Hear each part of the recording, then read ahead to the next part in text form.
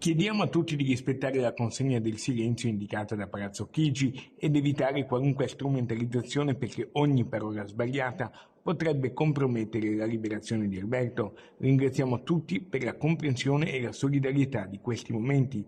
Attraverso una nota dell'avvocato Alessandra Ballerini, la famiglia Trentini chiede rispetto massimo e silenzio, specificando che sono giornate di angoscia e speranza nell'auspicio di poter al più presto riabbracciare il loro caro, il cooperante veneziano originario del Lido di Venezia, Alberto Trentini, detenuto da oltre un anno in Venezuela dal 15 novembre 2024, senza alcuna accusa formale.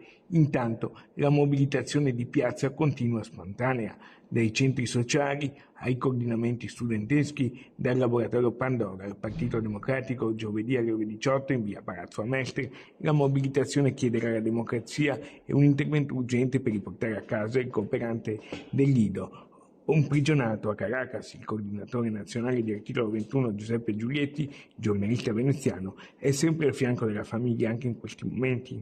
Maduro, un dittatore intollerabile e insopportabile, è stato bloccato.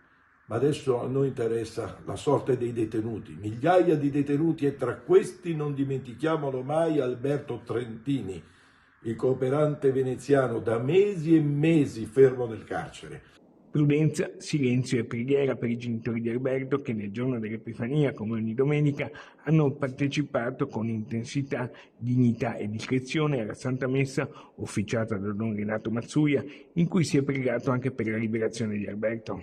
Sono ore preoccupanti, angoscianti, anche a casa Trentini, perché non sanno quello che potrà accadere di momento in momento e arrivano notizie contraddittorie. Noi possiamo fare una sola cosa: continuare a chiedere la liberazione di Alberto e abbracciare fortissimamente, proprio in questo momento, mamma Armanda e papà Ezio.